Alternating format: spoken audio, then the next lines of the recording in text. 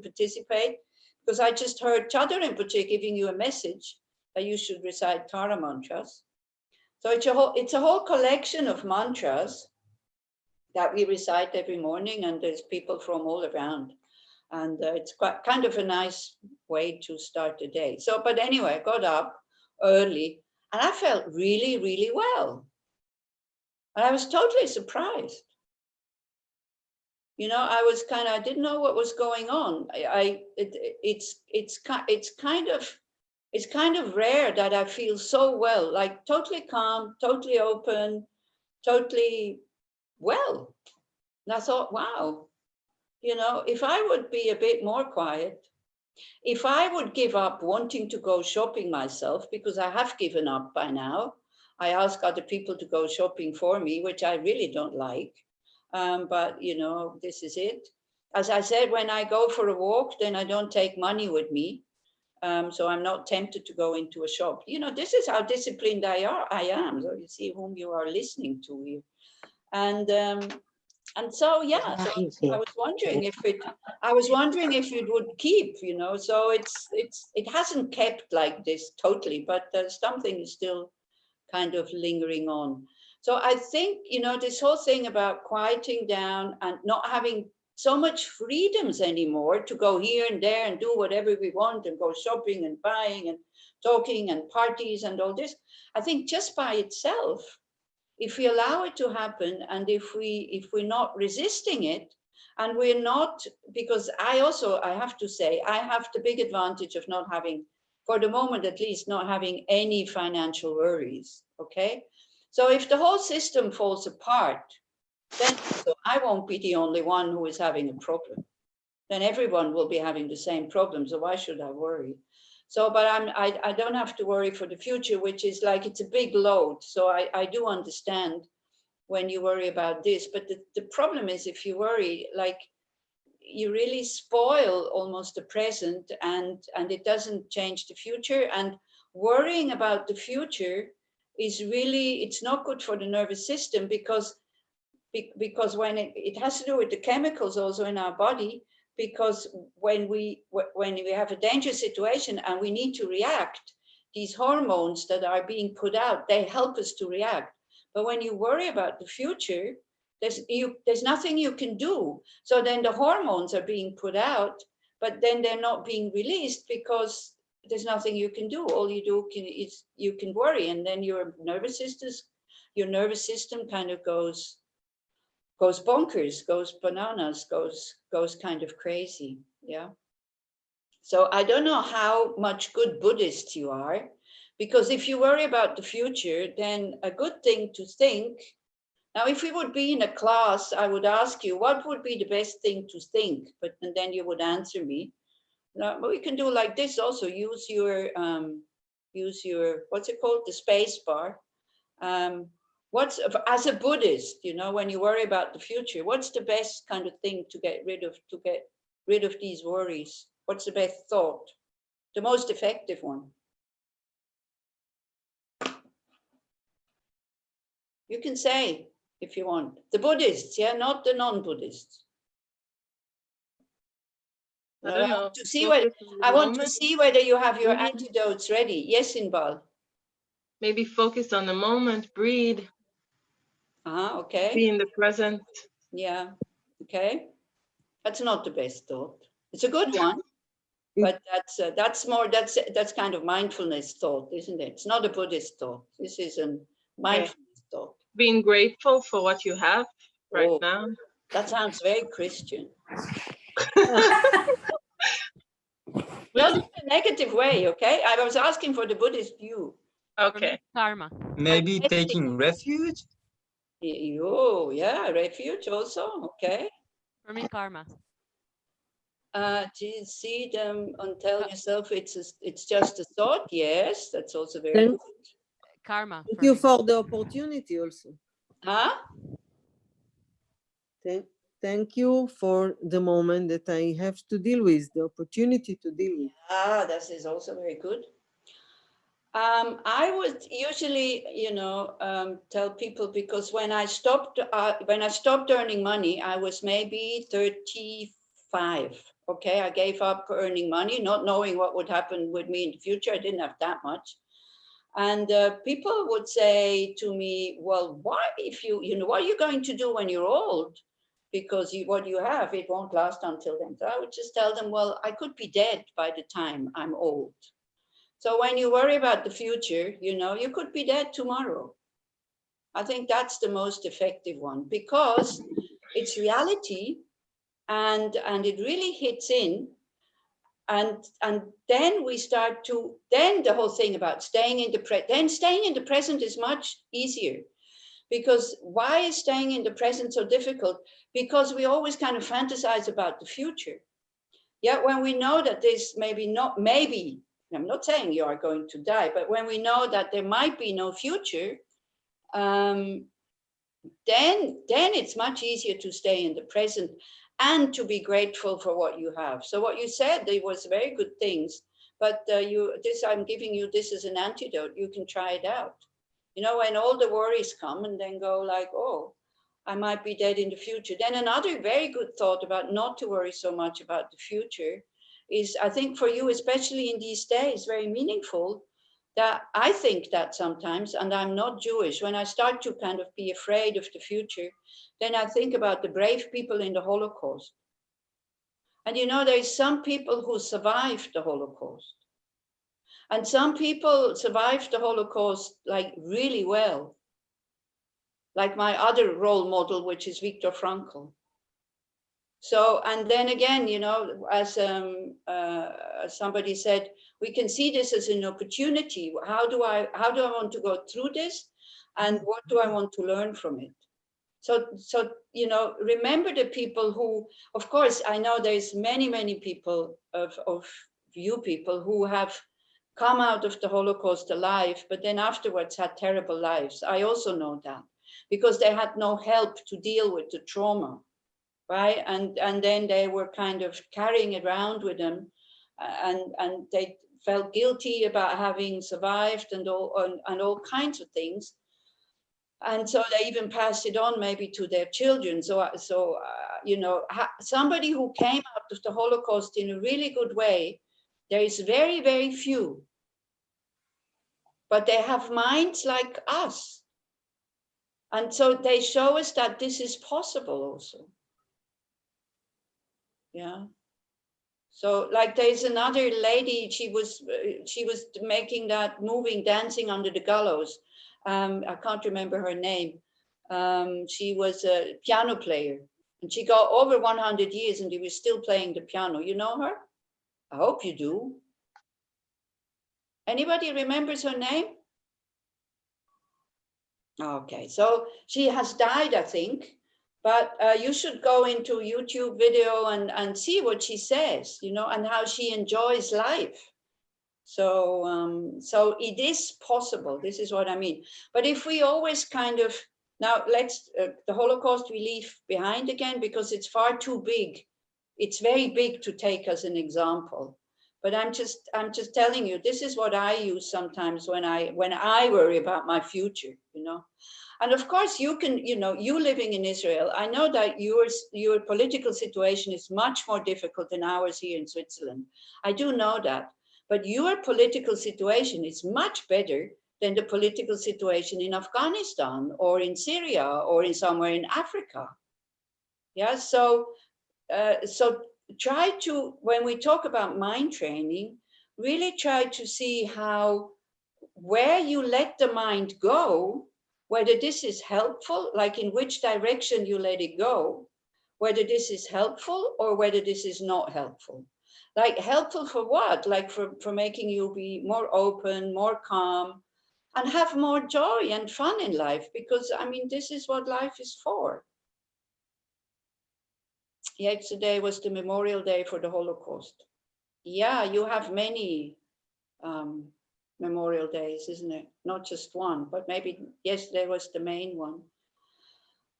So yeah, I think about the Holocaust quite often, because I mean, that's probably one of the biggest tragedies that we had. And it's so sad, you know, it's so sad to see how a human mind can think up such horrific things to do to other human beings, which right at the moment, I have to say, we are doing to animals, shamelessly. Animals that are in factories, animals that we then, we use for eating. And they have, like, even while they are alive, they live terrible lives. So this is also, please become a vegetarian. If we want to save the environment and the planet also, we can do something, maybe even small things, what we can do something. So I think what this crisis, if it is a crisis, what it can show us is that we can live in another way, we can survive in another way. And what, maybe some people now are looking forward to life to go back to so-called normal, but I think the normal life is much more dangerous in the long term than the lockdown. Yeah, because we are destroying the planet, and we all know it. Yeah, so all this consuming stuff is like it is contributing to that. So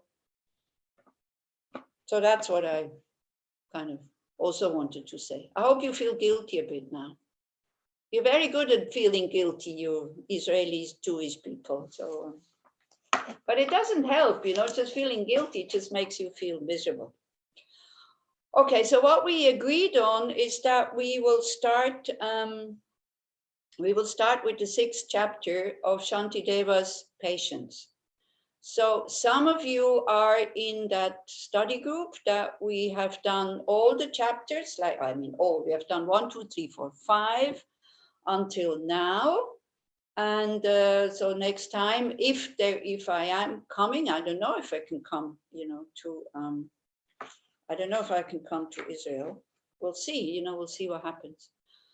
So we were supposed to start with the 6th chapter, but the 6th chapter is so important and it's so great. So then also, if we start it now and then I can't, maybe I do come to Israel, then we can do it again and start again by verse 1, because it's a very important chapter. But I need to give a little bit of an introduction, because the 6th chapter is about no, I've lost my English text somewhere. Anyway, the 6th chapter is about patience, how to develop patience.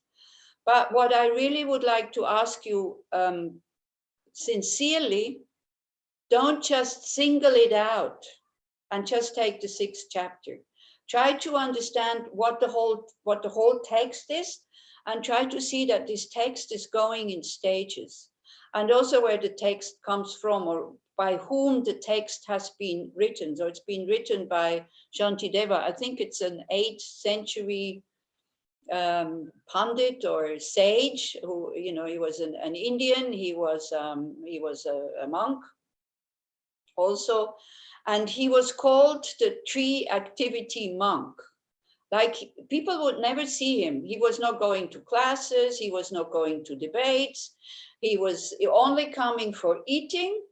And then they supposed that he was also sleeping in the meantime. And then they said he's also, probably because he's eating, then he's also making caca. So they said Shantideva, that is his 3 activities. A kind of a monastic university where everybody's very bright and working very hard and has a lot of discipline. So then he was considered to be that one, like really lazy and not contributing to anything and like that. So, and they were quite nasty, also Buddhist monks and nuns can be quite nasty with each other. Don't think just because they are, they wear these robes and shave their heads that we have a good heart. We're working on it, but sometimes you might have noticed it, sometimes also when we stay together very close with a lot of people, because there were thousands of people in lockdown, kind of, because they were not going out. Yeah. So there are thousands of people. And when we stay together very close with other people, we get irritated sometimes, we get nervous. So then also, and then the kleshas or the negative emotions, they just come up. So they were a bit nasty and they wanted to ridicule him. So they asked him to give a teaching. So he said, yeah, sure, I can give you a teaching. And he said, do you want me to give a kind of a commentary on a teaching that already exists? Or do you want me to give you a teaching that I came up with? So they thought, ha ha ha, we will ask him to give us a teaching that that he came up with, because what can he produce? Somebody who never comes to the study. And so to top it, to be even more nasty, they built a really high throne, but they didn't put the steps. And so they were all sitting there, kind of wondering, what will he do when he comes and he can't get on the throne? So he appeared, and he was sitting on the throne. So everybody was looking at him just like that. So now, if you haven't really heard Tibetan Buddhism a lot, and you think that this is a really logic kind of system, sometimes you have these stories. How he got up there by miracle, I don't know, but he probably had control over matter. So this is why he could go up there, because at the end of his teachings, he was even flying off and they couldn't see him anymore. So now, sometimes I'm a bit reluctant to say that, because people might lose faith. But what is important is what he said. And what is important is his 2 or 3 texts. I think he only wrote 3 texts that we have. So if from the beginning, you think, okay, he could fly up on the throne, ooh, I don't trust that so much, then that's a bit of a shame. So maybe sometimes when people are a bit too suspicious and a bit too distrusting, then maybe we should leave that part of the story out. But anyway, he started teaching, and he was exposing that text by heart in a poetic way. He didn't have any notes. He didn't have any text. And this text is for somebody who wants to attain full awakening, full enlightenment. So maybe again, so that you're not going to sleep, can I have some of your opinions? What is that? Because I don't know everybody who is here. So I don't know if some of you, there's Aviatar, I just see, yes, you would probably know. Yeah, there's quite a few, hi. There is quite a few who would be able to give a good answer. So who wants to try? Maybe you raise your hand, so not everybody is talking at the same time. Because it's an easy question, it's easy to answer. So how would you explain to a non-Buddhist when they ask you, what do you want to do? You say, oh, I want to attain full awakening. Sometimes you even say enlightenment. This is even more complicated than to explain, because my gosh, what is enlightenment? At least awakening is, I think that's what Buddha means, the one who is awakened, not enlightened. I don't know who came up with this word. What is it in Hebrew? Is it awakened or enlightened, or something even more strange? You can use both terms. We can use both terms. No, but in Hebrew, you use also both terms. No, enlightened. Huh? Enlightened. It means enlightened, yeah. Okay, means enlightened. Means like full of light, kind of, yeah. In English, or sometimes also in German, we use it in a little bit derogative way, that when somebody thinks he's so very smart, very intelligent, then we say, oh, you think you're so enlightened, yeah? So we don't really use it. We use it in a bit of a kind of strange way. Whereas awakened, I find more easy, or more to the point what it means, okay? What it is, we will say afterwards. How would you explain to somebody who is not a Buddhist, what is enlightenment? They say, what is that full awakening? I'm awake now, I'm not sleeping. What are you talking about? You're going to work so hard, go to so many weekends, have to be in silence for the weekends, and have to study and sit and meditate for something that I already have. I'm awake. How would you explain? Yes, Danny? First, I think being very, very sincere with yourself. This is the first point. And see where you are, and see that you are really, really not enlightened. You're really immersed in negative emotions. Yeah. You don't see what's happening around you. Then when you see that, and keep being sincere, you try to find somebody who can instruct you, because you see you can't do it alone. And then luckily we found the way of Buddha. He tells us what to do. And then you go on and see cleaning your karma and learning a lot, and then see how it goes and become more and more positive and less slave to your thoughts and your negative emotions, and just going that way. Okay. Yeah. Okay. I hope I hope your non-Buddhist person has a bit of time to listen to your explanation. So, you know, anybody else wants to try what it is, how you would explain? But it's perfect. It's very good. First, you have to see that you're not awake. Yeah.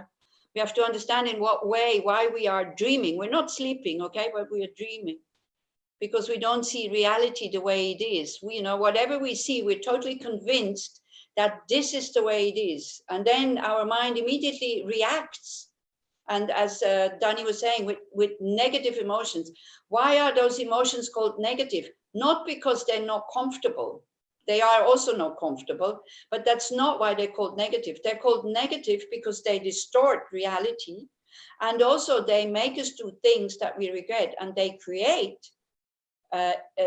potentials on our mind that in the future will ripen as something that we dislike. This is why they're called negative, because they lead to suffering. And we don't like suffering. So first we have to see that we have them. And then I think also we have to see that it's possible to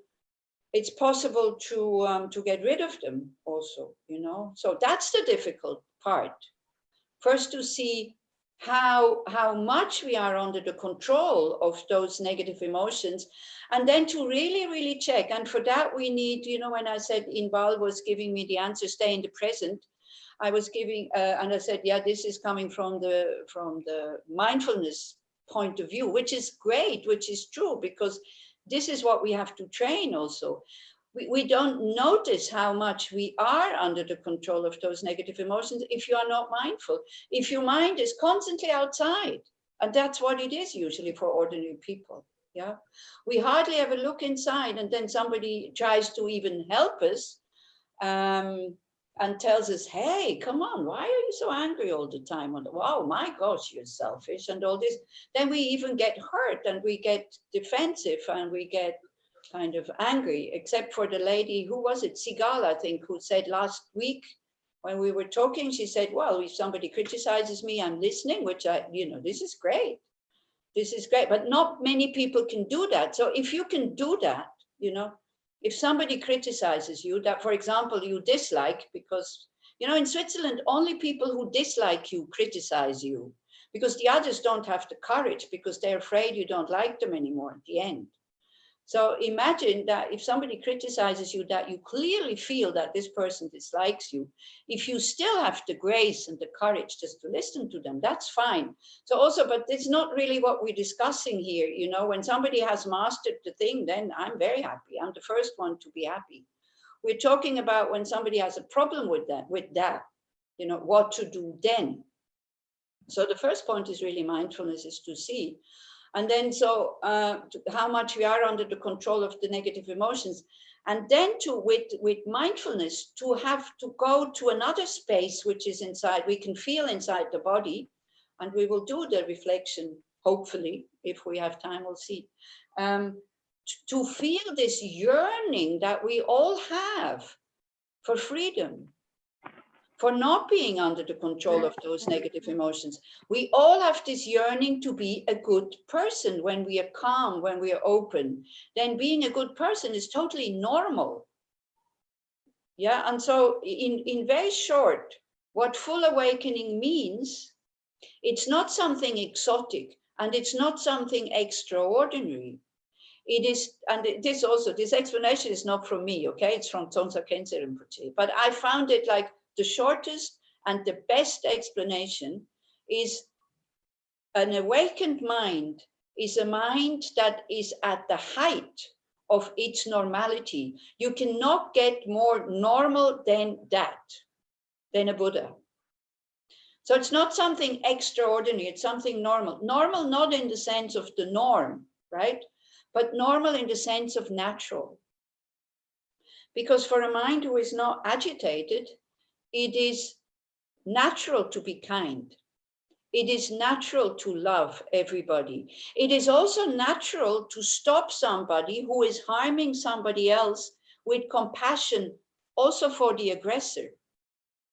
So don't think, you know, being good, being kind, being gentle, it doesn't mean that you let everybody do what they want to do.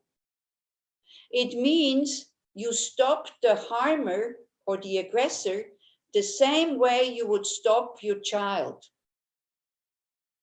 You're not stopping your child with the kind of aggression in order to harm them. You are stopping your child with some kind of aggression or with some kind of force in order to protect them from harming themselves. Do you understand what I'm saying? So can you imagine, this is the mind of a fully awakened being having this kind of attitude towards all sentient beings. Wouldn't that be wonderful? On top of it, you know, so again, you know, very often it is compared to mother's or father's love, but the attachment is missing. Okay, so you see, when you look at the Buddha, unless it's the really wrathful ones, they look very peaceful. Now again, if I would be in class, I would ask you, why are they looking so peaceful? But with this stupid Zoom thing and with the screen, it's a bit difficult. Sorry. So why do they look so peaceful? I give you the answer. Because they are totally calm, because they know that suffering has causes. And because suffering has causes, it can end. But if you don't end the causes, you will continue to suffer. On top of it, they know that everything is empty anyway. Everything is that we are only dreaming. You know, we think that we really suffer, but we don't. We suffer like a dreaming person in a nightmare. And this is why it's called awake. The Buddha is awake. And we are sleeping and having sometimes a good dream. So we're laughing and we're all happy and, you know, thinking that it will last forever. Then it falls apart. And then we're crying again and we're kind of desperate and all this. Yeah. So while you are dreaming, your dream is real, but it's not true. And because that dream is not true, it's somebody outside. And because the dream is not true, you can wake up. If the suffering that we will have would really be true, would have no causes, would exist from its own side, then we could never wake up. Yeah. So a mind that is at the height of its reality, meaning it has absolutely zero wish for somebody else to suffer. Wow, you know? Sometimes, to be honest, we're quite happy when somebody that we think is a pain in the neck. I was about to say asshole, but I better not. Yeah, so, okay, somebody that we think is somebody like this.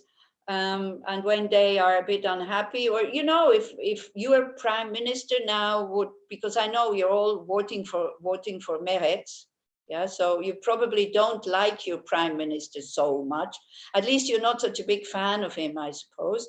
So be careful, you know, when he loses his power and then maybe has to pay all these taxes, or maybe he has to, yeah, so maybe he has to go to prison. Try not to be too happy. Or if you are happy, you know, not with this happiness kind of, I hope he will suffer and the other prisoners will mistreat him and all this. May he understand something. May he be able to pay his karmic debt that he has. I mean, he's accumulating a lot of karmic debt. Yeah. So even if he doesn't get caught in this life, he will get caught in another life. So even for him, you would want him to be happy, but happy in a way, happy in a normal way, you know, happy when other people are happy also, happy when you're doing something good. Yeah, not this kind of selfish happiness when you amass as many things that you can amass as possible. So that's the mind of a fully awakened being. When they see he is happy without harming anybody else, then they're happy. Yeah. A mind also that would like everybody to be free from suffering, and who does everything that a Buddha can do to free others from suffering, or to show them the way, show them the path, right? So that's fully awakened. And now Leora Kennett will kind of maybe also say, because that's also what attracted her, because that's also what attracted me. If you study the Uttara Tantra, which is the sublime continuum, where he talks about what the Buddha is, talks about what the Dharma is, what the Buddha is, what the Sangha is, now to get there, and it's these 7 points. And so it says the mind of a Buddha has this wisdom of seeing reality as it is, has compassion, universal compassion, like for all beings, not this attached compassion that we suffer when somebody else suffers, but the compassion of a doctor who knows exactly what to do because he knows exactly the causes, and sees if the patient doesn't stop the causes, the patient will continue to suffer, still keeps trying to kind of heal them. Okay, such a doctor. Very often the Buddha is compared to a doctor. So he has total wisdom, total compassion for all beings, total love, total skillful means. Now the good thing comes. Uninterruptedly, effortlessly, continuously. Wow. Wouldn't you want that? I want that. Effortless, come on, effortless, a good heart, effortless in contact with your good heart all the time. And again, don't get afraid now. Don't think that I'm saying you should let everybody do what they want to do. But very often we get upset about people, what they say, what they do, but we have absolutely no influence over them, is it? And then we get upset, and then we are upset, but it doesn't change the situation. So the other day we were discussing here in Bern, because we also do the 6th chapter. And we started in November, and now we have almost May. We do it twice a month for 2 hours, and we only got to verse 19. So we didn't get very far, but we discuss a lot, and we really see how to apply that in our daily life so that nobody damages him or herself. Because it's not to make you a coward. It's not to endure things that you should not, that you should not endure. It's not to speak up about injustice. It is about taking care of your mind, not to get upset. Yeah, this is what it's for. So we talked about, different opinions. Is our government doing the right thing? Is our government doing the wrong thing? So now, we have all these theories on the internet that there is no virus and nobody has died, or blah, blah, blah, and all this. And she said, I got so upset when she said, they're all lying. There's nobody died. And so what? I said, what's the difference? Somebody believes nobody died and there's no virus, and somebody believes people have died, there is a virus. For my personal situation, it's exactly the same thing. So this is why we have a tendency to get worked up about things over which we have absolutely no control. And then we damage our nervous system. And we can't live our potential of joy and happiness and all these kinds of things. Okay? So, coming back to Shantideva, he composed this text for people who want to attain that state. Now, what do you think? Is it easy to attain that state? Effortlessly, continuously, what else? Continuously, spontaneously, having this kind of wonderful state of mind. And the Buddha himself, a fully awakened being in total bliss and total peace all the time. Doing, when they can do something, they do. When they can't do, they relax. Say, well, it's nothing I can do. The Buddha also told his monks when they went out teaching, he said, the unruly, let them be unruly. Don't even try. It's no point. You cannot help somebody who doesn't want to be helped. You cannot tell somebody the truth. Your truth, that what doesn't want to listen. What's the point? Yeah. And there's plenty of people who want to be helped, so go and help those. don't kind of get stuck with the ones, you know, that we are attached to and they want us to leave us alone. So like that. So anyway, I give you the answer. It's not easy. It will take a long time. Okay. Now for us, what we have to check, would it be worthwhile to make the effort? And this is very personal and this is very individual. So this is why we need those realized masters around us, like Chada Rinpoche and Sakya Trizin and Dema Locho Rinpoche, who came to Israel, my teacher, Kirti Tsenchap Rinpoche, who came to Israel. Then you belong to many groups, so you have many other Rinpoches who are coming also. I mean, you know, sometimes you greedy Israelis, you don't really realize you are such a small country and you have so many Rinpoches coming to visit you, you know, and you think, oh, poor us, you know. So no, you're very fortunate, you're very lucky. So I don't know why so many are coming, either because you're very good students and you're very diligent, or because you really need it. I don't know, you know. I don't really know. So Leora is going, you need it? Yeah.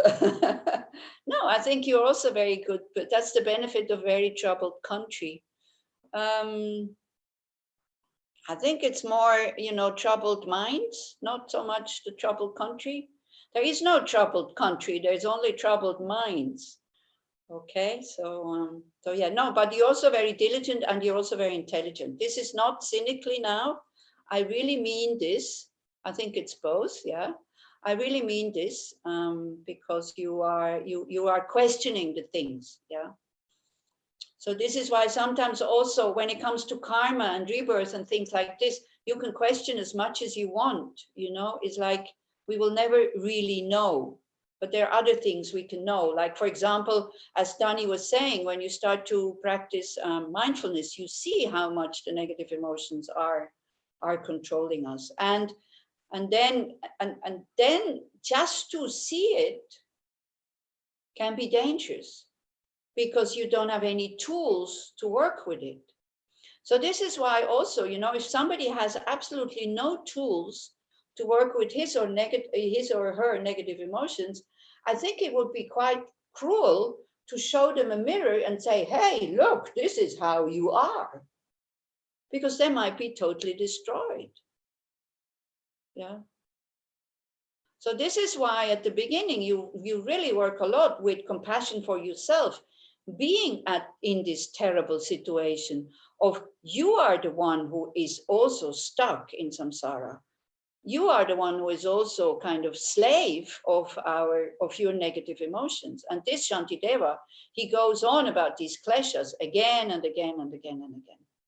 So anyway, Shantideva was then sitting on this high throne and he was exposing that text. He was reciting the text in a place where the 9th chapter is about wisdom. All of a sudden he starts levitating and then he disappeared into the sky. Again, maybe I should leave this out, but this is, you know, I have to give you the whole thing. So this is the story, and people felt, you know, stunned, because he had given them these incredible methods how to work with the mind, and there he disappears. So they were looking for him, but they couldn't find him. He had disappeared, but he just, I think he told some friends where he had left the other text, which is it's more for monks and nuns. It's about ethics. It's about conduct. Yeah. So Shantideva, while he composed his text, he is talking to himself. So he's not talking to you, okay? He's not saying you should do this and this and this and this, you know? It sounds a bit like this sometimes, but he's talking to himself because he's a monk. He is a Mahayanist. He wants to develop bodhicitta. He wants to become fully awakened. And he sees in order to be able to do this, he has to do this and this and this and this and this. And that's it. That's why there is this structure. So you might know that that bodhicitta is divided into two, well, it's divided into many things. You know this this thing also, like the Christians and the Jews, they believe in God, and the Buddhists, they believe in lists. Okay, because we have a lot of lists, and I find them helpful. Some people get upset. So then they go into Zen Buddhism, where they think it's easier because there's no lists. I tell you, it's much more difficult because you have no more ropes where to hold on to. You see, Tibetan Buddhism gives you a boat and somebody who teaches you how to row the boat, who's sitting there with you for a long time. The Zen Buddhism, they throw you in the water and say, now you go and swim. So if you're not very sharp, and if you're not very intelligent, and intelligent not here, but an intelligent heart, you can go totally astray with the Zen Buddhism, yeah? So this is why we're very lucky, we're very fortunate that we have so many different ways and different methods to work with our quite stubborn mind, yeah?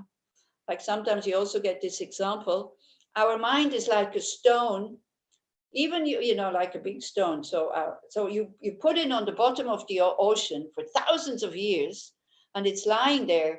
You take it back up, you put it in the sun, you know, after 3 seconds, it's dry again. Like nothing goes in. So we have to become like a sponge. So at least something, you know, for a little bit longer remains. So, so the structure of this text is for a bodhisattva who has engaging bodhicitta. Anybody knows what engaging bodhicitta is? Would like to tell the non-Buddhists, people who don't know what this is? We have his aspiring bodhicitta, right? And we have engaging, yeah, Tal, we have engaging bodhicitta. Is being active, actually, engaging in activities to do with bodhicitta, having a bodhicitta mind, 24/7, spontaneously if you can, or working on it, but you engage in But that. how to engage? Just by going shopping for the neighbor? No, first of all, you know, your motivation, your basic. No, it's very clear, Tal, it's very clear. It's 2 things. How to engage? Mm-hmm. What's the difference between, you know, what you don't do in aspiring bodhicitta yet, but what makes you then say, I have engaging bodhicitta? Deeds, because you can aspire. No, but it's very, very clear. What deeds? As I'm saying, going shopping for the neighbor? That too. No, but the thought, you know, of freeing every. No. That's not the thought only anymore. Okay, I'll help you. Anybody knows? Anybody wants to say? I can't see the other panel. So if in the other panel somebody is volunteering. Okay, no. Okay, so engaging bodhicitta, you take bodhisattva vows. That is the step. You decide, this is my path. I want to take these vows. I know I can't keep them, but by having them and studying them and practicing the 6 perfections. Now, not, you know, you talk about activities. I am talking about practice. Be careful. Yeah, because when we want to do the deeds of a bodhisattva, because you say having bodhicitta 24 hours a day, well, you know, then no, then you are already probably an Arya bodhisattva. I don't know. Yeah. No, really, I'm not joking. It's very difficult, but from time to time, really very consciously practice what is called the 6 perfections. Yeah. And taking these bodhisattva vows. Yeah, and the bodhisattva vows, they're also divided into sections, and the bodhisattva vows help us to practice the 6 perfections. Not to do these actions, this we are not ready yet. You know, somebody who can do these actions, these 6 perfect actions of generosity, ethical conduct, patience, enthusiasm, concentration, and wisdom, that one is called a Buddha. The bodhisattva trains these activities in order to become a Buddha. And then a Buddha does these actions of generosity, ethical conduct, patience, enthusiasm, concentration and wisdom, does them effortlessly, spontaneously, continuously and spontaneously. That is a Buddha. But a Bodhisattva is a Buddha in training. But the thought, you see, what is changing there from somebody who says, oh, I am under the control of my negative emotions, I suffer, therefore I want to get out of samsara, and then develops renunciation. Yeah. So a Bodhisattva or somebody else, bodhicitta, does not just do that for himself, but says, I am doing this for all sentient beings. And for all sentient beings, so it doesn't become too overwhelming, for all sentient beings, not at the same moment and not at the same time, but without discriminating. Whoever needs help, whoever, not only who needs help, whoever is able to receive the help, I will help. Good person, bad person, prime minister, beggar, dog, cat, flea, lice, fish, cow, whatever. Okay? So that's a very, very, very, very big mind. So don't underestimate that. Yeah, because otherwise, otherwise you just feel bad about yourself all the time, because you have this high aspiration, and because you're practicing mindfulness, all of a sudden you start to notice that you're failing all the time. Yeah, and then we start to doubt that we have this capacity. So this is why also it's really important that you start to get in contact with your good sides that you have. And you start to live those, and you start to be mindful of those, not just your negative sides, and to open up your heart also. Yeah, so the way so it's the 6 perfections. I mentioned them twice now. I already know you know them by heart, so that's wonderful, because you're very intelligent Israelis.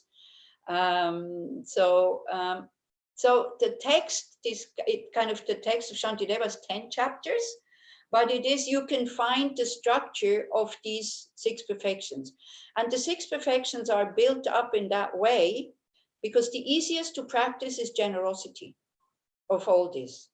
When you practice generosity, you learn to give whatever you, not just what you don't need anymore. I don't know how it is in Israel, but I tell you, in Switzerland, it's like in all street corners, you can see that people have emptied out their apartments for kind of things they don't need anymore, because they have time now, because they don't have to go to work. So this is not generosity. Yeah, this actually, you should be really happy when somebody takes it, because in Switzerland, we're not really allowed to do that. And if nobody just takes it, then, and you leave it outside, you get a fine. So, that because we have to pay for the garbage.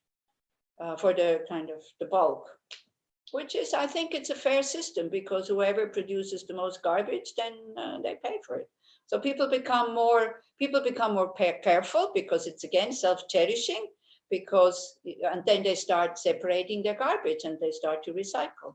They go to they really do it, not for the environment, but in order to pay less money for the garbage, which is a good thing. At least it's good for the environment. No, never mind the intention. Never mind the motivation. At least they do separate the garbage. So again, I'm here praising the Swiss people and bashing you Israelis. I'm sorry. But this is another thing, that as a bodhisattva, as an aspiring or an engaging bodhisattva, take care of the environment also, not just of your neighbors, but also of the environment, because when the environment suffers, everybody suffers. Okay, generosity is the easiest to practice because, because we learn to give things that we're not too attached to. Then we start bigger, and then we are less attached. When we are less attached, it's much easier to have ethical conduct, like not to fall into the 10 non-virtuous actions. Yeah, when we have practiced ethical conduct, our life becomes easier. So then, instead of being born in a really difficult, troubled country like Israel, you might be reborn in Switzerland. In Switzerland, it's easier to practice patience because we don't have so many pushy people and wanting things. There's also, but not so many. Yeah. So it's very difficult to practice patience if you've never done it in a very difficult situation. Yeah, so again, don't overdo it. And use the methods that Shantideva is telling us, not just, oh, I want to be patient. That's not going to change your mind. You become even more impatient. Yeah. So when you practice ethical conduct, your life becomes easier. It's easier to practice patience. When you've learned to practice patience, then slowly the enthusiasm for the path is really growing. Because then you start to see, man, this works. It really doesn't depend on the things outside. It really only depends on the space in my mind. And maybe you notice every time I talk about mind, maybe you can't see me fully, I point here. I'm not pointing here, okay? Because what the mind state, you feel it in your body. You don't feel it in your head, yeah? So when you really see that, man, if I don't react with closed heart and kind of aggression or withdrawing or closing up and being narrow in my heart, I'm okay, even in a bad situation. And then you get somehow more proof that Buddhism works, that this works, okay? Then, of course, with enthusiasm, it's much easier to practice single point of concentration, shamatha, because I tell you, this is so boring. Yeah, it's so boring. Go back to the same object, the same object, the same object, the same object, the same object. But it's only with this, with the mind which has single point of concentration that you will get wisdom. You will see things as they are. Yeah, so those are the 6 trainings of a bodhisattva. Okay, so the way that Shantideva starts, I will briefly go, so we probably won't even start with the 6th chapter today. Sorry. No, I'm not sorry. I mean, because it needs maybe some preparation for people who have never heard it. For those who have heard it already, then it's always good to repeat it also. Maybe if somebody wants to be really brave, can you give me a brief kind of sum up what the first 5 chapters are all about? So you see, if nobody volunteers, then that means you need to hear it again anyway. So, okay. So the first one, he talks about, anybody remembers? Maybe let's try. Anybody remembers what the first chapter is all about? Not the book, Leora Kenneth. Oh, this is a good thing about seeing you. Remembering. No, it's okay. Anybody remembers? I can't see the other panel here. You can put it in the chat if you want. Oh, wow. Maybe we should start with chapter number 1. The benefit of bodhicitta. Because he knows exactly the human mind. Whatever is hardship, if there is no benefit, there's no way we're going to do it. Yeah. So he's praising like the outcome of a bodhicitta mind. Okay? And so it's worthwhile, you know, whenever you are discouraged, when you're on this bodhisattva path, because you can get discouraged very, very quickly, because also like constantly we identify with the wrong thing. We have very few moments like I had this other morning of total openness and everything is okay and this and that. Usually there's, you know, samsara, really we feel it, something is wrong. We don't like to, whatever, it's very difficult. And we're constantly battling and kind of, you know, resisting and all this. And you know that pain plus resistance, that is suffering. Otherwise, pain is just pain. If there's no resistance, there's no suffering. But it's so difficult not to resist pain. Yeah, not to think, oh, this is not normal, this should not be here, and all these kind of things. So if you get a bit discouraged, go back to chapter number 1. And read it. So Leora, now you can show us the book, please, so everybody can see the book. This is from the translation of Stephen Batchelor, which I find the easiest to understand if your native language is not English, but it's not the most beautiful one, okay? So there's one very beautiful, very poetic, but your English has to be really excellent. I had to go and look up a few words because I didn't understand what they mean. And it's made by this Padma Sankara translation group. Yeah, they're mostly Nyingmas, which is also a very, very beautiful translation. Then is Alex Bursin also has an English translation, also very philosophical, very technical, a little bit difficult sometimes exactly what he's getting at. The best, of course, is if you have a few translations, because then you can compare. Do you have a Hebrew translation yet or not yet? Liora, is there a Hebrew translation of the text? Huh? Liora? Kenneth? I think that Maggie is working on one, but I'm not sure whether she's finished it or not. Okay. Tal, weren't you saying that you were trying to translate it? Okay. So then that can also then be, you know, looked at and seen and whatever. So it's good to try to translate it, even yourself sometimes, because in your own language, it's kind of, it goes more in. And also trying to translate these kind of very, very powerful and very meaningful texts, it makes you work with it also. So you become very familiar with the text. As you might know, like most of the Tibetans, the Tibetan Lamas, they know the whole book by heart. You know, they can say chapter 6, verse this and that, this is this and this. I can say now, because, you know, I can say that, but only where we are at. I can say like what we did yesterday. I can say what it says in chapter 18, because that's what we did on yesterday, on Tuesday. But otherwise, my memory is really bad. You know what I did the other day, maybe to make you laugh a little bit also. We have a new, like there was a lot of weeds outside here underneath the balcony, but now they planted a bush. And so, and some little plants. So I promised the gardener that I would go and weed regularly so that they wouldn't be overgrowing everything. But a week and a half ago, somebody gave me some seeds for like poppy seeds. Yeah, these red flowers. So I thought, oh, I'm going to put them in the, you know, in the ground where there's no weeds and all this. So then that was a week and a half ago. 3 days ago, I thought, oh, I better go and weed. I totally forgot that I planted these seeds. So I pulled out everything that was small and green. So then, and the only next morning I was thinking, oh no, you know, I must have ruined those poppy seeds. So I confessed to the person who gave me the seeds, and he's going to send me another packet.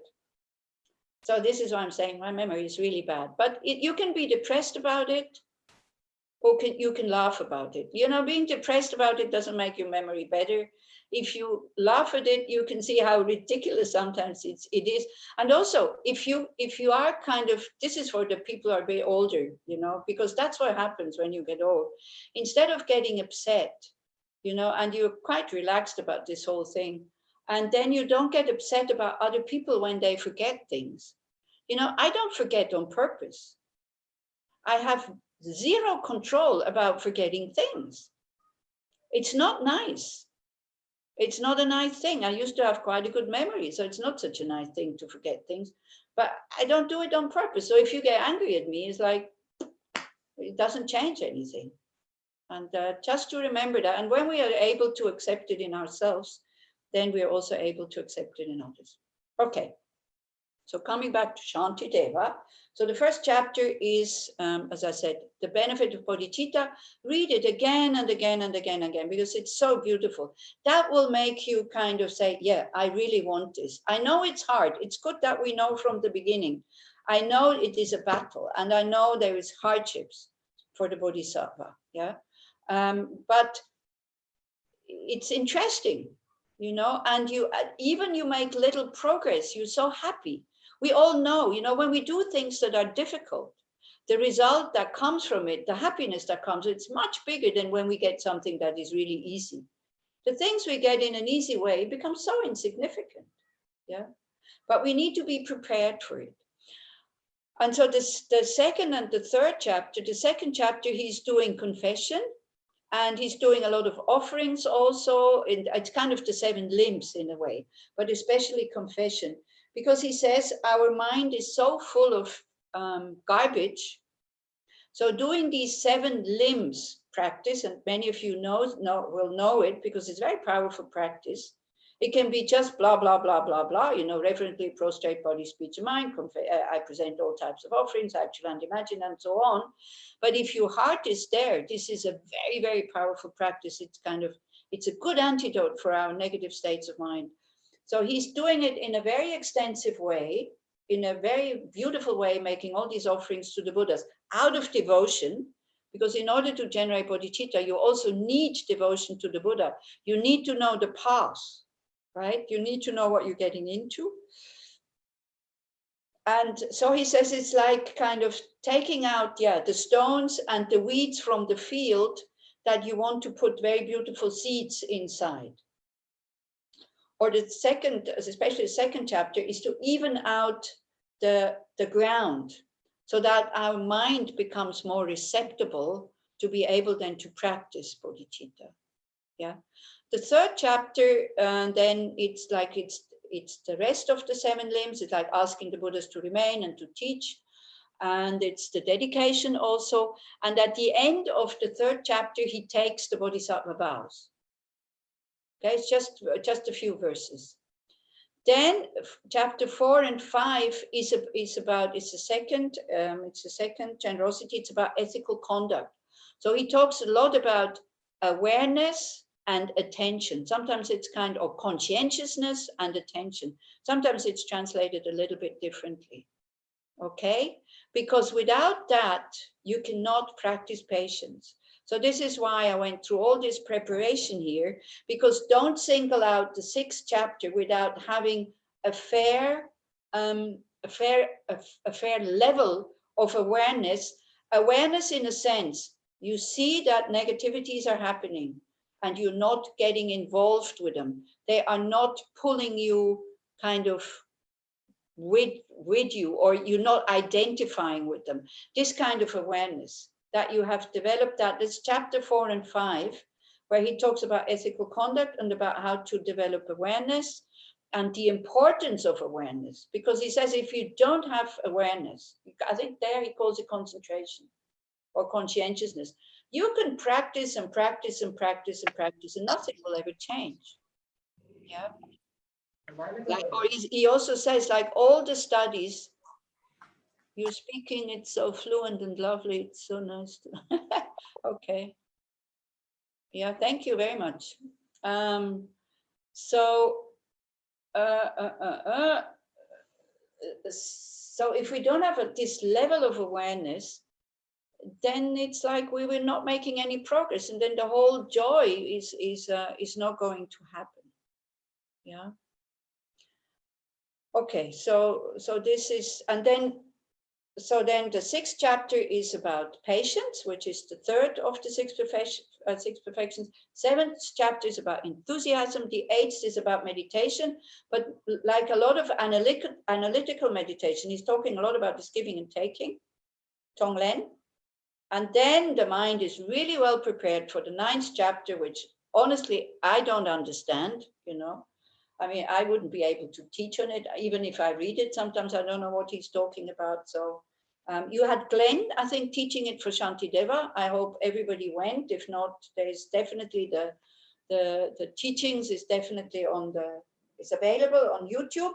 But don't jump now to the 6th chapter thinking, oh, all the rest I know. Yeah, like you will understand the 6th chapter really well if you have prepared also with the other ones.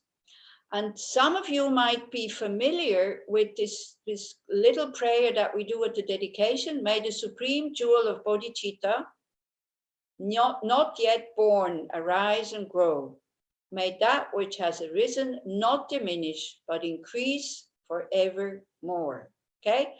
This is Shantideva's Bodhicharyavatara. Like chapter 1, 2, and then the beginning of number 3, by the bodhicitta that has not yet arisen, arise and grow. And then 4, like the end of 3, it has arisen.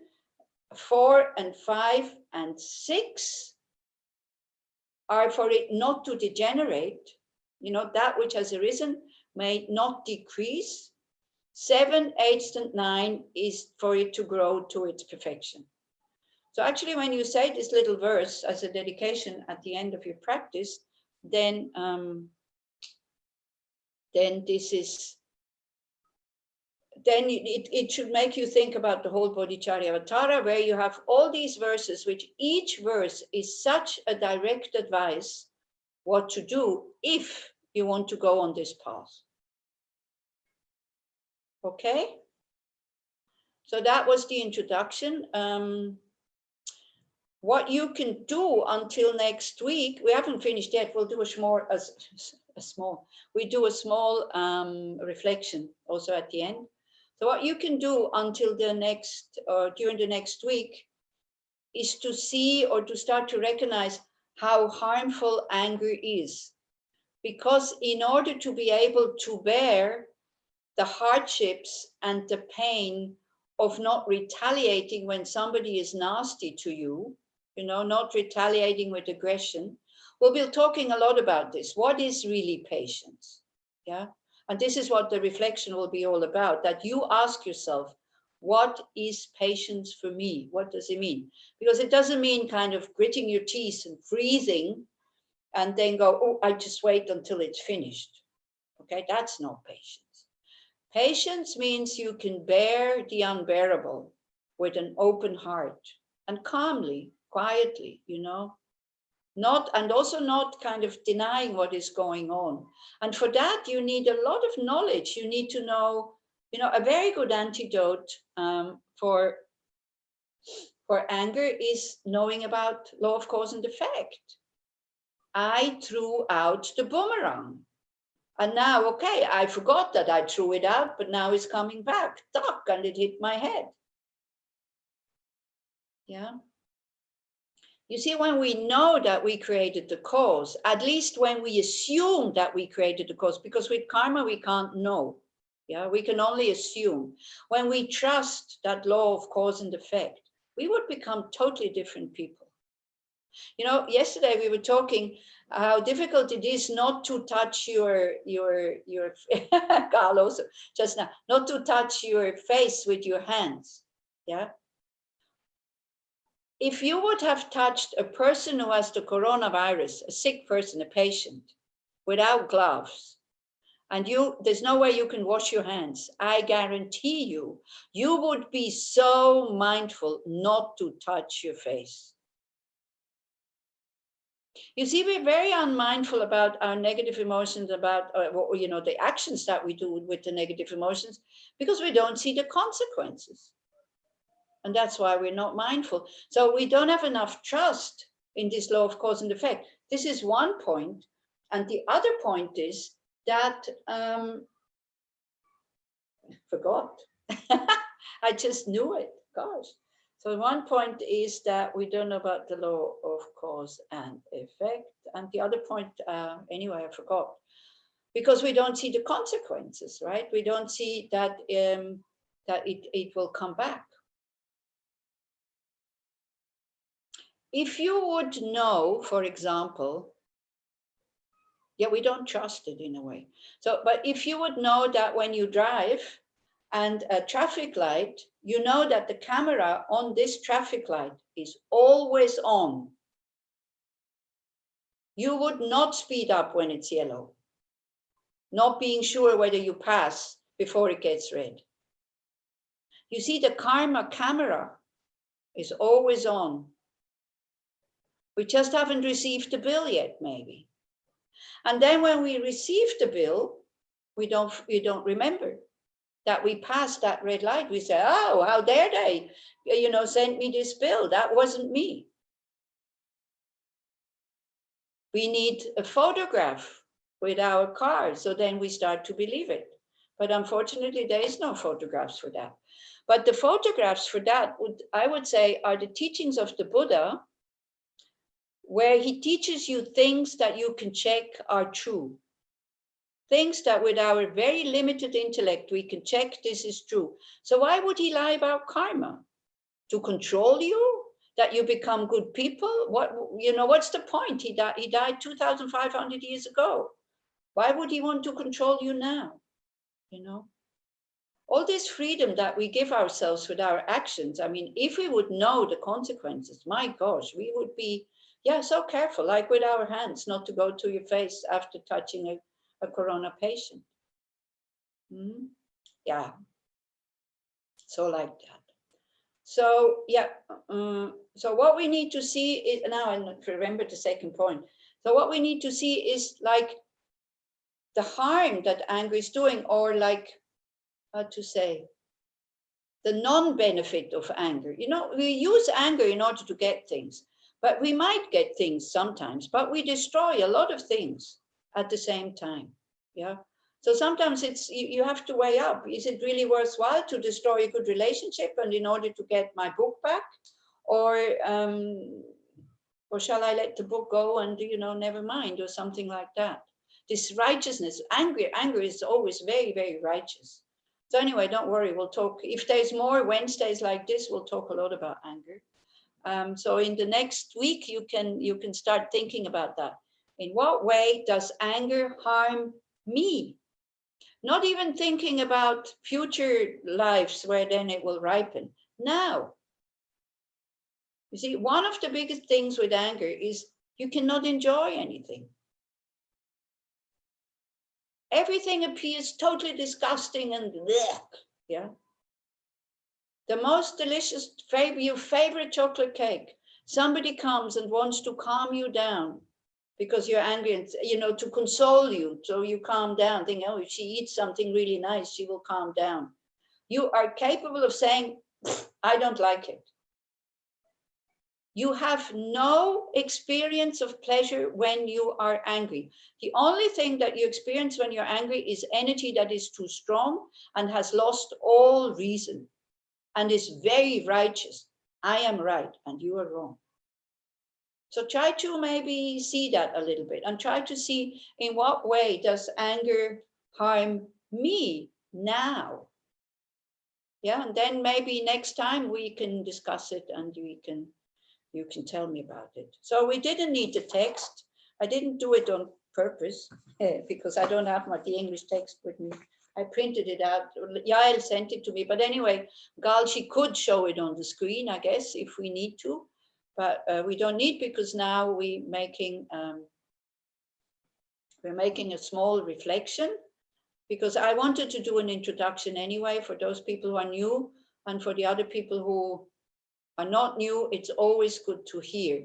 There is a structure to the path. Don't jump in the middle, you know, do the steps before, because otherwise it will be a shame. Otherwise you start to judge yourself, you start to get very low self-confidence.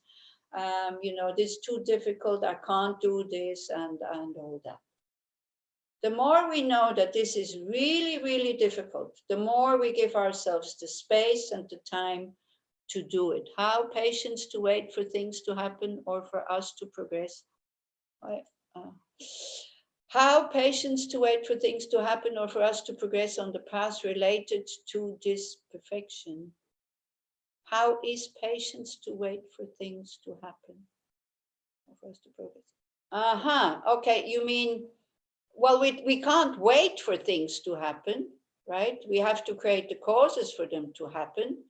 And wanting something, I think wanting something, you know, having desire for something, that is quite a good thing. But wanting to attain enlightenment, I mean, that wouldn't be called desire, that would be called an aspiration, but it has the same energy. You want something, but this is, you want this for yourself, but also for all beings, because one thing, you want to get out of samsara.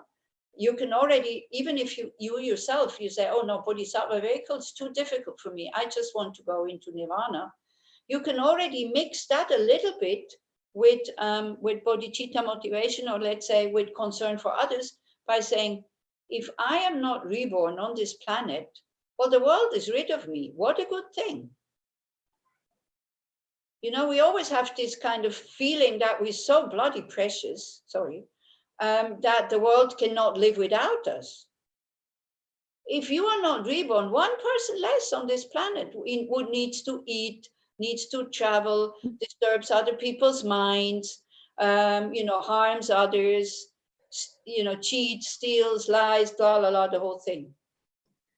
One person less that has negative karma, that somebody else has to harm you in order for this negative karma to ripen. So you see, this is what Geshe Zopa said last Sunday. You can turn every single action, you can mix it with the bodhicitta motivation, even wanting to become an arhat. By saying, I'm not doing this for me, I'm doing this for others, so I get out of the way. I'm not disturbing anybody's mind anymore. I'm not taking anybody's resources. I know, you know, I'm going by. It's good. Yeah. What I meant by the question is, can you hear me? Yeah, yeah. Yeah, what I meant by the question, patience, usually patience in daily life, we use it as patience to wait. No, it's not. We haven't defined patience yet. We will do it, and we'll do it a little bit in the reflection. We will not discuss it later because I'm already kind of finished out of time, but I still do the reflection with you. If you want to go, it's fine. You know, if you are so punctual, it's kind of 9:30, so we stop. But no, I know this is what we usually mean by patience, but that's not what is being meant. Patience means when things get tough, when things get difficult, to have an open mind. And patience is a mind who at all costs does not want to harm. Yeah, like harming others when they harm you, when you're angry, you have a wish to harm them.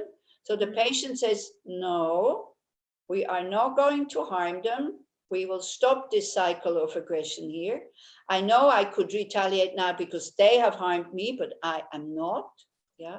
And not to feel like the friar and not to suffer because of that, but to feel happy that you've had the discipline and the compassion not to hit back with words, with, you know, whatever. So that's one thing. So the wish not to harm others, and also the wish not to harm ourselves. How do we harm ourselves when we are impatient?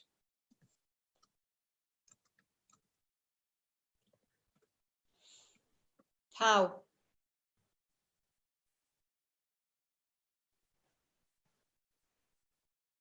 By getting angry? Yeah. And how can we get angry? How can we get angry all the time, even after 10 years? How? It's a habit sometimes, you know, an obscuration, something you're used to. You have to practice in order to check. But why do we remember still after 10 years? Because it's still there, we haven't worked on it. Why is it still there? Because we have illusion of continuation. One thing, yeah, and also why do we keep it up? Because we keep telling the story, keep thinking about it again and again and again. We bring it up again and again and again and again and again and again. We complain about it again and again and again and again, how terrible it was. Again and again and again. And this is why we still remember. You know, other things that we're not telling the story all the time, we forget. Yeah, and this is how we harm ourselves by having this anger. And we can only keep up the anger if you give it food. If you think about how terrible the situation was and blah, blah, blah, and this and that. And you see what Shantideva also talks a lot about in this chapter is how to take the difficult situations as an opportunity to grow. We only want to get rid of it. Yeah. So like this. So that patience is not waiting. Sometimes it's also waiting, but it's like, but it's patience is not inactive. It's kind of patience is like using your brain, using your mind, using arguments. He's using a lot of arguments. And the first argument is that he's saying that in the first verse, he's saying that anger is so destructive that the positive energy that you have been collected over eons can be destroyed in a moment. But he's not talking about the moment of anger. He's talking here about this anger that doesn't want to let go. The anger that feels justified. The anger that says, you know, that is like, yeah, we nourish it. We carry it with us and we think it's good to have this anger. Many people think like this. Many people think if I let go of my anger, I will disappear. I will get harmed by others. Others will exploit me. Others will harm me. Well, it's not true. If you don't have anger, people will like you. They will help you. They will want to help you. If you have a lot of anger, who wants to help you? You see, anger and attachment, both of them, they're distorted and they tell us stories that are lies. They are not true. So you have something to do for next week. If you find time not to sit in front of the TV and watch Dharma teachings, then look at your mind state, look at your mind and see what is kind of going on, because this is why you listen to teachings for, so that afterwards you can check what is really going on. Yeah. Okay. Is it okay we do a 10-minute reflection? Little bit looking inside for those other ones who would like to Oh, yes, please. For those other ones who think they would rather go, then that's fine. Have a very nice evening. Have a very nice week. Maybe see you next week, maybe not. But anyway, may you have a happy life, because if you are happy, I tell you, I'm also very happy. If you are happy, I am happy too. Hani is asking, next week will be our last session. Well, I tell you, this session could have been our last session. We don't know. You see, we make these plans, and because there's a plan, we're sure that it's going to happen. I don't know. I have no clue when the last session will happen. No idea. Okay, let's try to sit, or you try to sit with a kind of in a comfortable way, but if you can, with a straight back. So for Hani, anyway, just to say, I don't know, we just, as long as the Dharma friends want me to do that, then I'll just do that. And if you say now it's enough, then it's enough, and then that's it. So if the situation changes or Zoom collapses, then also it will be finished. We never know when it's finished. So we enjoy when it's still there. So, relax, it's okay. So learning to relax, I would love to continue. Okay, Hani, okay, we reflect now. We stop chatting, okay? You sit with a straight back. It was nice to talk to you like this, but now we kind of sit with a straight back and come into the body. So I tried to bring you a few maybe new things. Another good thing also I found to come into the body was to be aware of what the elements, what elements the body is made up of. And this will be helpful for you at the time of death when the elements absorb. So it had to be with, we did something like this. It was combined with that, but I found it very helpful just for awareness also, basic awareness. We see the body as a total blob, one thing, but actually it is made up of the 4 elements, or 5 if you take space also. So try to feel or get in contact or sense the earth element. Like one thing, the earth that is supporting you.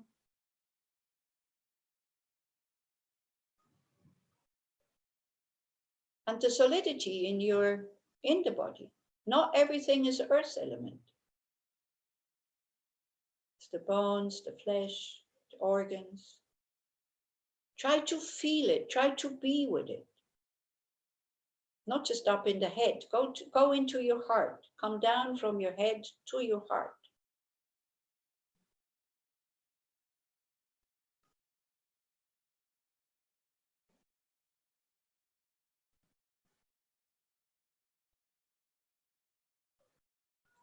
And then try to sense the water element in your body, the saliva. Again, see if something shifts in your awareness when you go like this. I found the method very helpful. Some people might not find it helpful. Sense your water element in your body. The wetness, the humidness in the nose, in the mouth, the saliva. Maybe it's very hot, maybe you're sweating.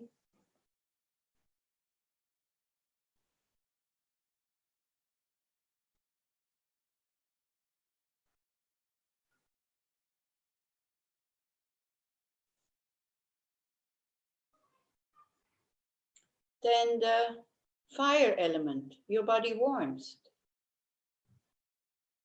Get in contact with that. Because it's all about the moment you are in contact with your body, what the body is, because the body is made up of these 4 elements. You are okay. You become spacious. The mind relaxes. This is why the body is such a good tool to help the mind to be open or the heart to be open, relaxed, in the present. The nervous system is not going crazy. So now you sense the warmth in your body, the fire element.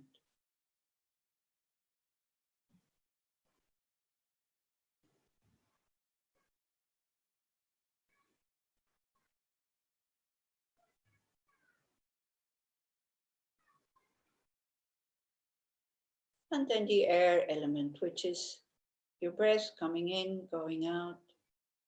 Wherever you feel it the most, be it at your nose or the rising and falling of your abdomen, just stay there.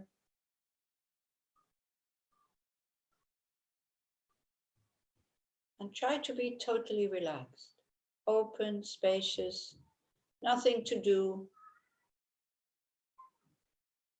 Just to be aware of your body.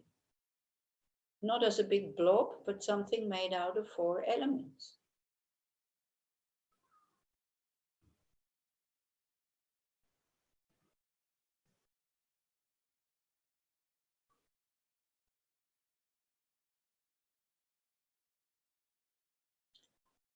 So then for the reflection, take that word patience. You can take it in Hebrew and think it, patience. And then what does it mean for me? Again, try not to come up with intellectual stuff, more how does patience feel? Or maybe remember, how did you feel when you were patient? Remember a moment like this. Was it waiting? Waiting is usually very impatient. Waiting is combined with kind of tightness in the heart. We're not relaxed when we wait. So how did it feel when you were patient? Okay, not so much in the head, but in the heart.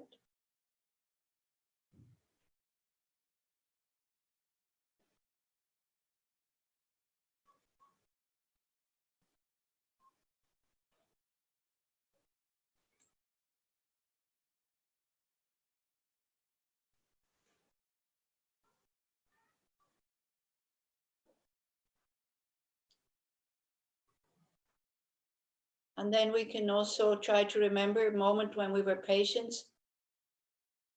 How do other people react when I'm patient?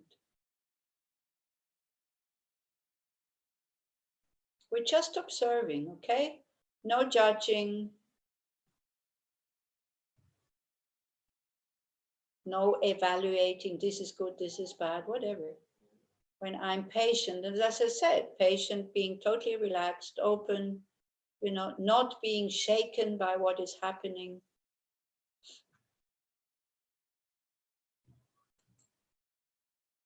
Being present. No tightness in the heart. How do others react? Maybe remember a situation when everybody panicked and you were able to be patient, concentrated, focused, calm. How was that? How did others react?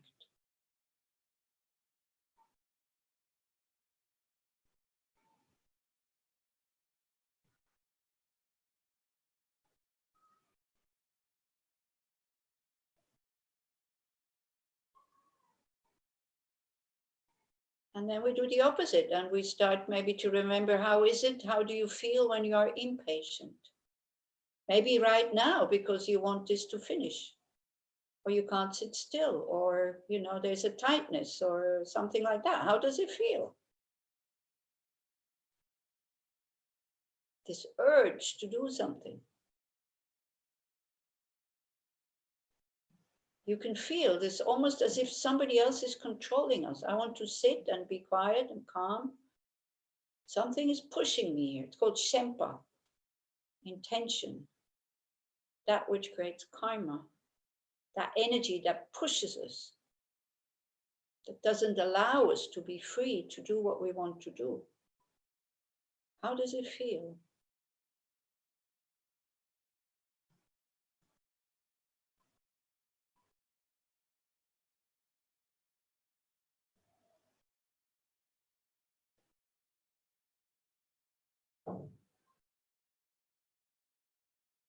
And how do others react when I am impatient? Because this is Mahayana, so it's not just about us. We're also thinking what kind of influence I have on others when I am impatient.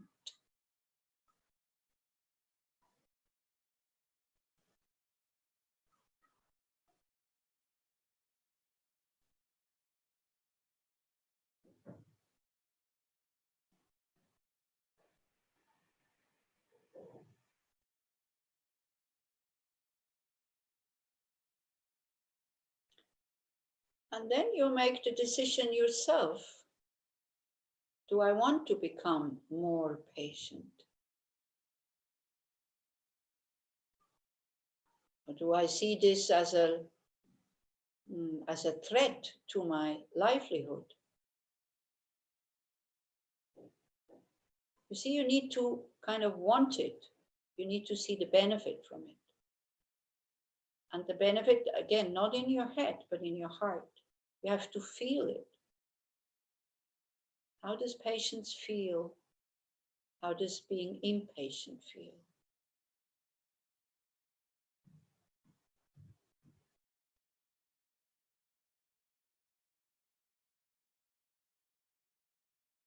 Okay, so but now to enter reflection, we generate again loving kindness for ourselves first.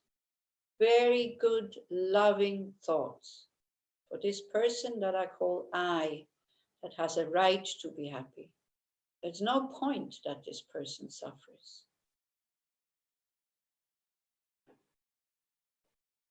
So as you breathe in, you can think that, you know, the Buddha nature is in your heart like a very, very bright light, healing light, wisdom light, compassionate light, loving light, our nature.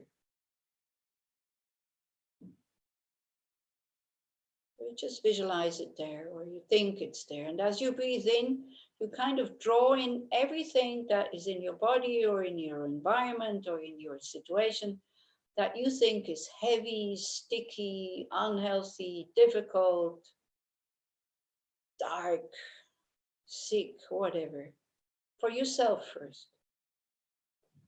And it gets absorbed into that source of light. It just sucks it in like a vacuum cleaner. And with each out breath, you think that this light, this little light in your heart is growing, as if energy that is overflowing. Because this bright light is just waiting for us to discover it. So it can so we can be the people that we would like to be. And also when you have body pain, you know, it's so helpful to visualize that the body is like the solidity dissolves and the body fills with this very bright, golden, loving light. As you breathe in, then again, you know, the bright light already much bigger, all the heaviness, all the difficulties, all the stickiness, all the yuckiness or in your life, in your situation. You kind of draw it in into this light and it just dissolves, it disappears. The light overflows even more. It's joy, it's happiness, well-being.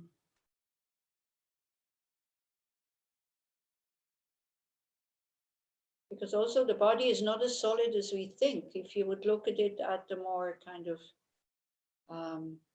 atomic level, it would be just small things whizzing around all the time. It's much more space in the body than we think. Now it's filled with this light. All the solidity is dissolved, and now the light is kind of streaming out of every pore of our body, and we send it in all directions to all beings. To the south, to the east, to the north, to the west, above and below. And we send it out with this thought: may all beings be safe.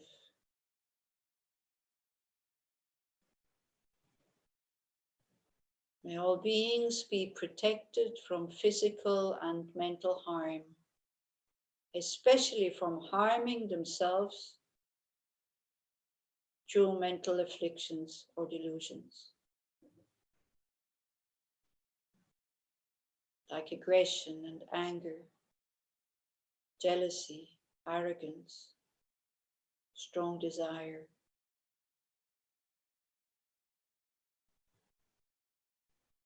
May they all be protected from physical and mental harm.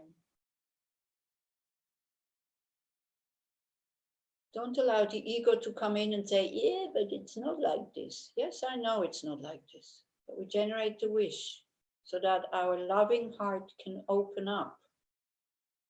The love can pour out. The wish is there. May nobody suffer.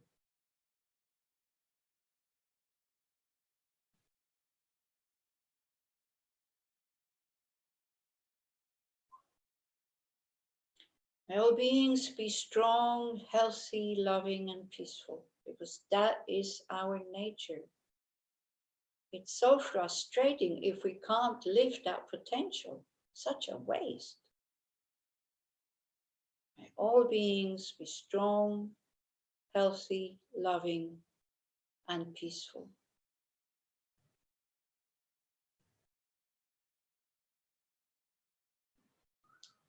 And may all beings be able to live their lives with joy and ease.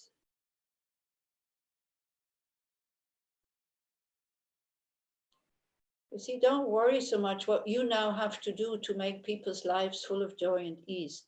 What we do here is to develop the attitude. When the attitude is there, the action follows naturally. So put your whole heart into this. May all beings be able to live their lives with joy and ease.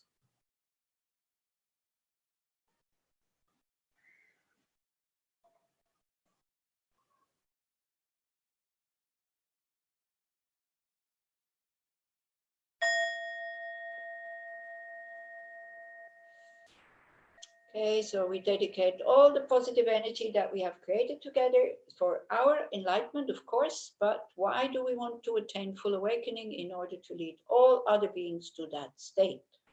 So as I said, so that we can live our potential. My gosh, it's so frustrating, you know, that we kind of stuck in this small views, aggression, desire, and jealousy, and whatever. Very nice meeting. Yeah, okay. Yeah, thank you everybody also for participating. You can open up the microphones if you want to say something. You're very welcome to say so. If you want to text, maybe, I don't know, do they have it? No, because you don't have to register for this. The Dharma Friends website, so everyone can see it. It's on Annie's page on the Dharma Friends website. You can see it on the left side of the page. So you can, so I guess it's just the 6th chapter, or is it the whole thing? It's the 6th chapter and the commentary. So if you're not familiar with the chapters that come before, try to remember when you read the text, because it's heavy, okay? Like it's hardcore. It's not like, oh, you're so nice and you're okay, you don't need to do anything. It's like, come on, get your act together. It's like this. So you need to have a lot of healthy self-confidence to do that. But if you start to feel like, oh no, this is too harsh and this and that, don't forget there is 5 chapters that come before, where you get prepared for this kind of little bit bashing. You get a bit of, I mean, it's not you. So then also don't forget, Shantideva is talking to himself. If you feel it helpful, you can start talking to yourself like this also. If you are kind of, very low self-confidence, you think you're the least of the least, you're no good and this and that, it's not for you. Then you need to do a lot of loving kindness for yourself. Self-compassion, loving kindness, it's very, very helpful. Then you are prepared. Then you become a non-nutnik, and then you can start doing these things. As long as you have too much nutniki blood, it's like you need to fulfill that. You need to show that nutnik first. You need to come to the point where you tell you nutnik, look, whatever I give you, you're never happy. You always want more. So please, just for a moment, leave me alone. I'm trying to do something else here. Yeah. But you see, the ego has to be comfortable first before you can start going against it, because otherwise there's a lot of conflict in the mind. And then the therapists will have a lot of work with you guys if you don't use this skillfully. Yeah. This is why the group is so important. And this is why, especially the 6th chapter and the coming chapters also, this is why here in Bern, we discuss it so much. We do at the most 1 verse per evening.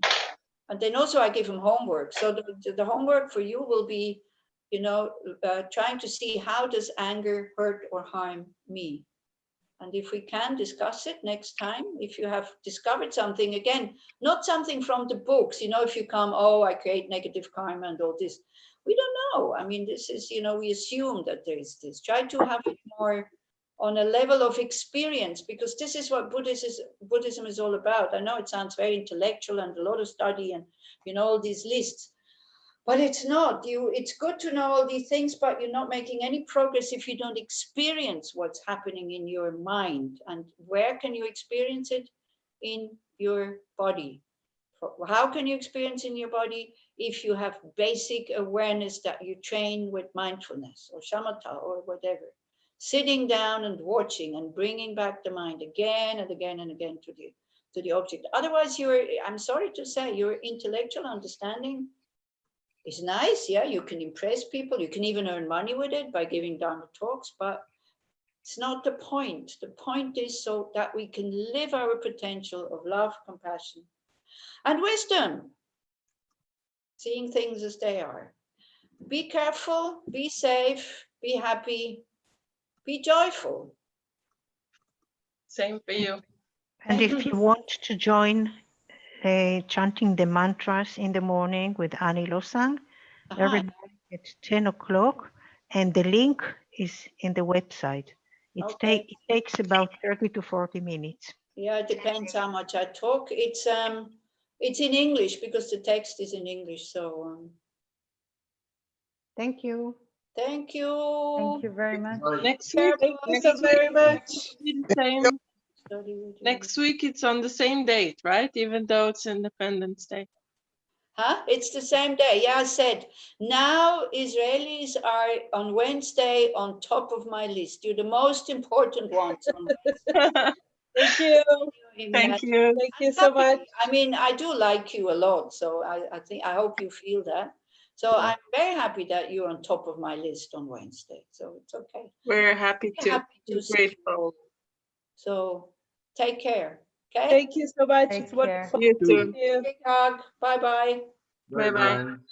Bye.